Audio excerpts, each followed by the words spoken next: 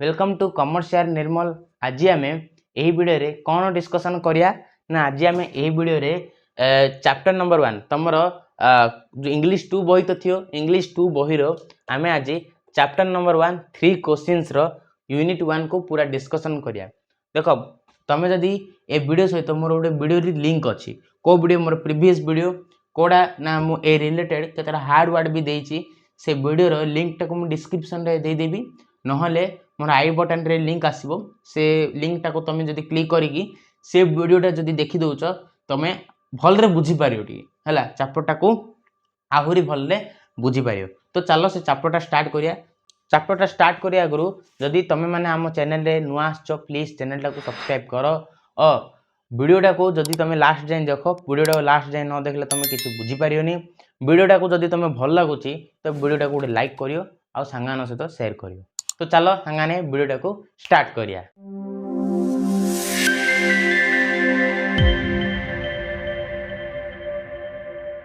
सांगाने देख ए बहीटा तुम पाखे जदि अच्छी तो भल कथा जदि नाही मो टेलीग्राम चैनल जॉइन हो तो मुझे इमेज मिल जियो ए चैप्टर पूरा इमेज मिल जियो। देख फास्ट चैप्टरटा आमर रोचे 3 क्वेश्चंस। देखो एटा किए लिखी ना लियो टॉल्स्टरी आंके लिखी आ विषय टी इंट्रोडक्शन दबा माने आंक विषय टी जानिबा। Leo Tolstoy 1828 1810 was Russian writer who primarily wrote novel and short stories यानी कि आंके गोटे रशियन राइटर थिले आंके सब नोवेल आउ शॉर्ट स्टोरीज लिखुले आंकर यंग टाइम रे। Later in life he also wrote plays and essays आंके आउरी मध्ये कौन लिखिले ना प्लेयर्स एसेस आउ बहुत सिनेमाटिक स्टोरी जाको मध्ये लिखुले। His War and Peace and Anna Karenina are acknowledged as two of the greatest novel of all time यानी कि एटी कहूँ कि आमर जो आंके लिखिं नियो टॉल्स्टरी आंकर war peace and Anna Karenina ए जो आंकर माने लेटरटा माने आंकर गोटे स्टोरीटा पूरा फेमस अच्छे पूरा प्रसिद्ध है। तो चलो आम यूनिट 1 को पढ़िया है। फास्ट तुम देख ये जो वार्मअप लिखाई वार्मअप टाक निजे पढ़ी मत जापर स्पेशली वार्मअप टारे कहुई कि आईरे तुम कौन माने 3 क्वेश्चंस रो अर्थ कौन बुझी पार्छ कि देख ये जो इंग्लिश टेक्स्ट लिखाई ना वार्मअप रे तुम मु ओडिया रे बुझे दूची। देख 3 क्वेश्चन जो लिखाई तुम यू कौन बुझी पार्छ देख भाव टे कौन बुझी पार्छ कौन तुम भर किसी आइडिया आस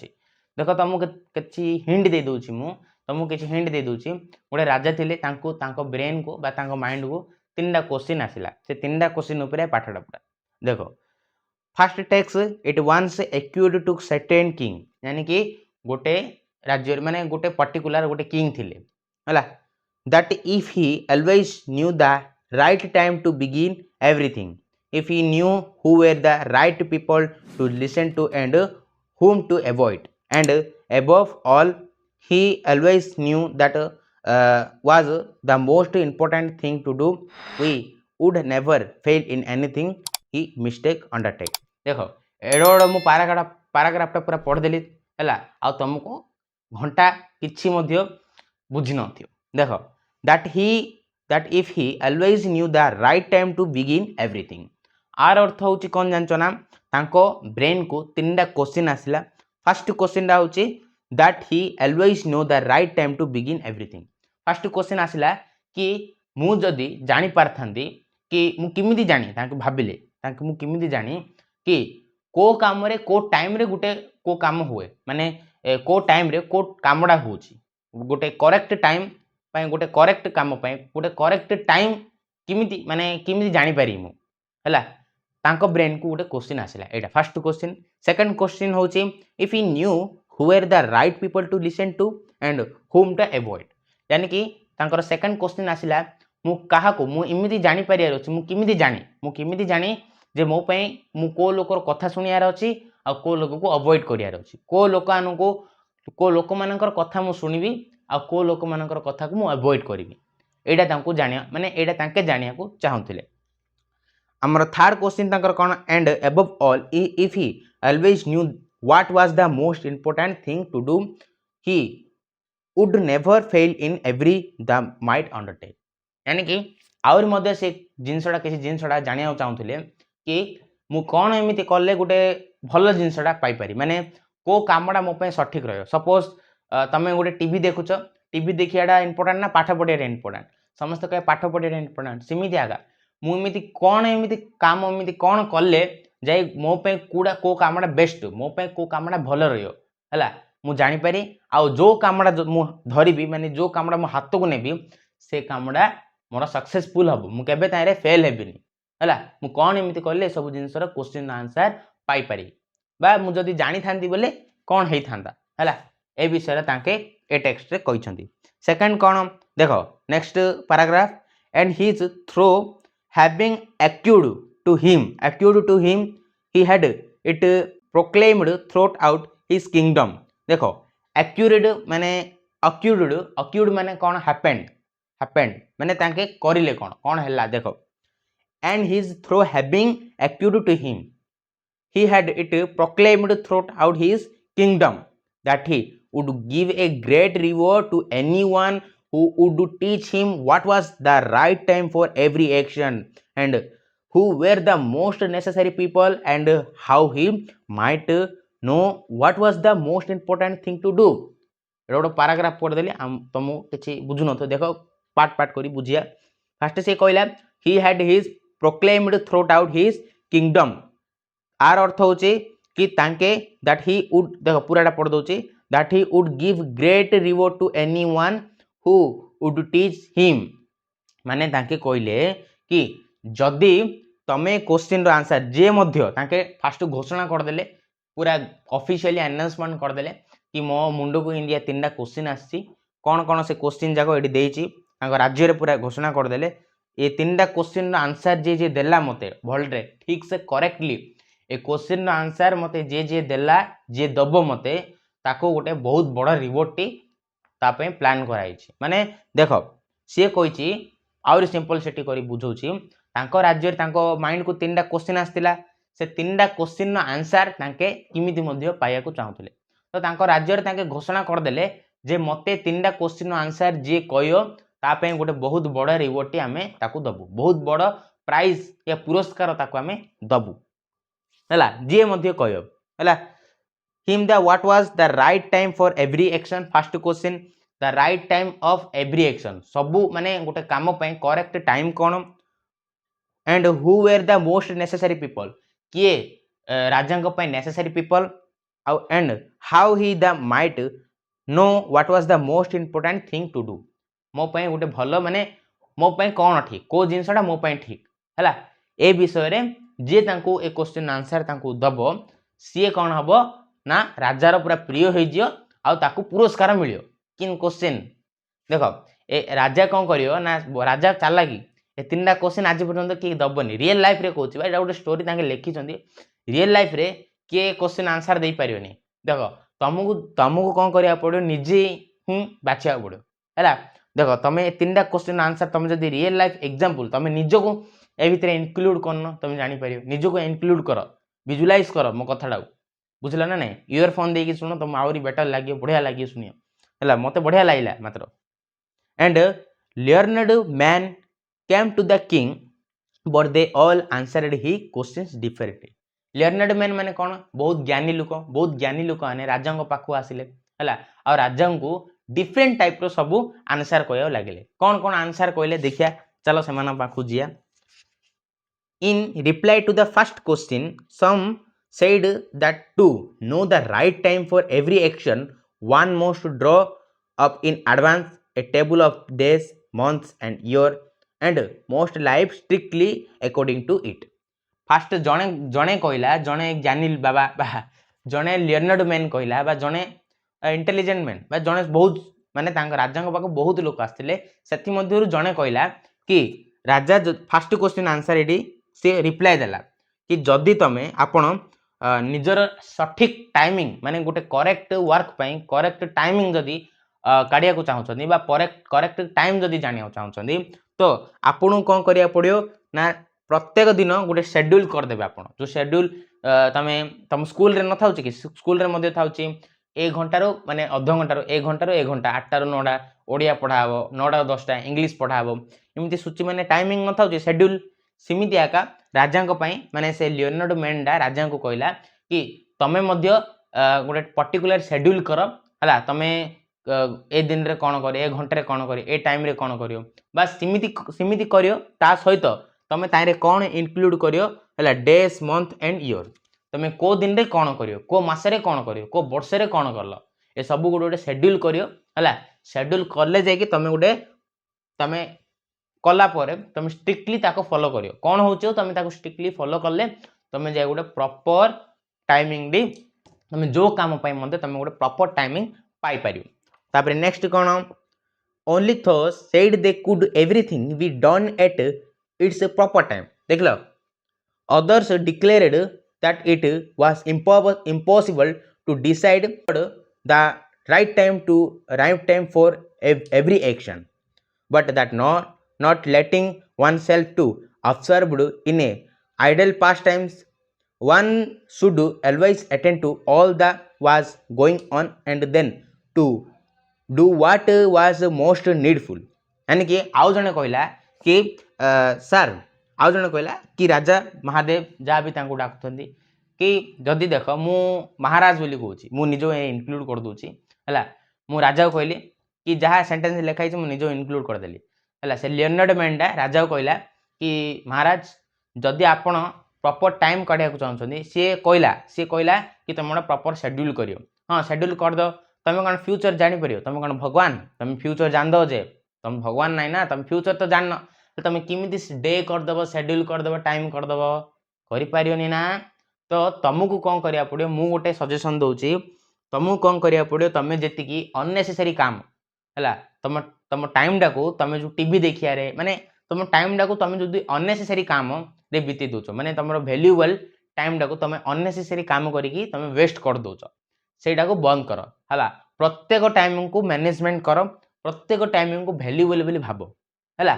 बुझिला ना नहीं आउ सबू माने रियल लाइफ रे जहाँ जहाँ भी इनसीडेंट होची तारे अटेंड हुओ हला दुनिया विषय रे जानो हला ए सबू तमे कर आउ जुरा जुरा नीडफुल अछि ताकू कर जुरा जुरा इंपोर्टेंट अछि ताकू कर हला बोली कहला आउ जने कहला other again said the however attentive the king might be to what was going on it was impossible for one man to decide correctly the right time for every action but that he should have a counselor of wise men who would help him to fix the proper time for everything आउ जने कहला कि जणे लोक केवल जणे लोक ही निजर फिक्स टाइम गोटे स्पेसिफिक काम पई गोटे फिक्स टाइम हला करिया पई माने गोटे जिंसटा तमे आरंभ करछो तार फिक्स टाइम माने ता पई को टाइम डा भलो रहियो राजा निजे जणे ही डिसाइड करि परियनी जणे लोक एमिति केबे करि परियनी इम्पॉसिबल आ पई केतरा काउंसलर आउ जणे कहला हला आ पई केतरा काउंसलर गोटे मिसी बैठक करिए आ तार ठीक टाइम डाकू डिसीजन माने डिसाइड करिए बोले राजा को आला कि सर माने महाराज कि देख जणे लोक आपण जणे ही केवल फिक्स टाइम को डिसाइड करि परियनी समस्त काउंसलर मानकर पूरा बैठक दरकार तांके ही समस्ते फिक्स करे तांके समस्ते मिसी कि तमे को काम स्टार्ट करछो से काम को अकॉर्डिंग फिक्स टाइम तुमको कहिए आउ जणे कहला हला तापरे नेक्स्ट पैराग्राफ को कहला but the again other side there were something which could not wait to be laid before a council but about which one had at once to decide whether to undertake them or not आर अर्थ कौन किंतु हला आउ जने कहला कि देख आउ जने कहला कि जदि तमे इमिति करी जदि तमे गोटे फिक्स टाइम को जदि काउंसलर माने मसिक डिस्कशन करियो हां डिस्कशन कर दियो मात्र केता इमिति सिचुएशन भी आसियो जोटा कि डिस्कशन करिया समय ही मिलियोनी जिन कि सपोज मनकर तमे बसी डिस्कशन करथो तमरो राज्य को कि एगेंस्ट माने अलगा राज्य पड़ोसा राज्यर युद्धा माने वारियर जाको आसिकरी आक्रमण कर दे सेतलो कोन डिस्कशन करियो टाइम हबो करियोनी इमिति किछि इंसिडेंट या इमिति किछि सिचुएशन रे इमिति बैठक डाकेरी माने डिस्कशन करियाडा माने हमो टाइम मिलियोनी कि ठीक हबनी सेतलो आमे कोन करिया बा सेतलो को किछि करियाको नथियो हला बोली कहूची सी हला laid a before councillor but about which had a not once decide whether to undertake them or not सेतुल तो हम पाखा टाइम नथियो तापरे but in order to decide that one most knew before what was going to happen तापरे सी कहला कि आउडे जो एबे कहलानी जो टाइम नथियो सी लर्नड मैन का कहला कि जदि आमे को सिचुएशन टा आम साथी हवा को चाहूँगी है सेटा जदि आमे आगु जानदा बेले किछि आमे करि परिया हेले आर कहया अर्थ होची फ्यूचर जदि आमे जानदा बेले आमे सब किछि काम करदा हेले भगवान तो महाराज हेले भगवान ना भगवान तो ये महाराज माने मो रेस्पेक्ट दउची भगवान नाई महाराज कोन भगवान उडे ताके मणिष ताके महाराज हेले कोन हला ताके मणिष गुडे हला ताके फ्यूचर जानि परियेनी तो सेति पय आर अर्थ होची एडा ना तमे आमे जदि आगुरु जानदा एडा हबो बोलिकरी बोले आमे किछि करि परिया बोली कहला हला से it is only magician who know that the therefore in order to know the right time of every action one must consult magicians ये कहला कि फ्यूचर विषय जानिया कहले फ्यूचर नाही आगु आम सहित कोन होउची सेडा केवल मैजिशियन ही जानथा होची माने मैजिशियन कोन करियो तम सहित आगु कोन घटिया को जाउची से पुनी जानथा होची से आंकवानु कहि दो जादूगर मैजिशियन माने जादूगर जा पुनी जानथा होचंदी आगु कोन हबो कहि दो पुनी सी राजा को हला ली कहला सी तापरे next paragraph equally various were the answers to the second question answer एडी राजा को मिलला some said the people the king most needed were his councillors other the priest other the doctors while some said the warriors were the most necessary माने AD कौन माने second question answer राजा को किन मिला देखो ना राजा ए क्वेश्चन ता पचाला तो राजा को बहुत जन काउंसिलर माने कहले बहुत जन कहले कि तुमको डॉक्टर माने तुमको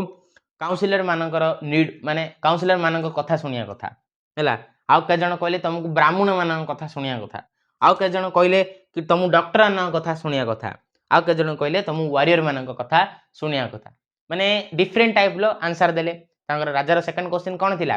कि को पीपल तापे इंपोर्टेंट का कथा से सुनियो तो इमिति आंसर देले समस्ते तो हमर द थर्ड क्वेश्चन आंसर टा पचारला राजा पचारला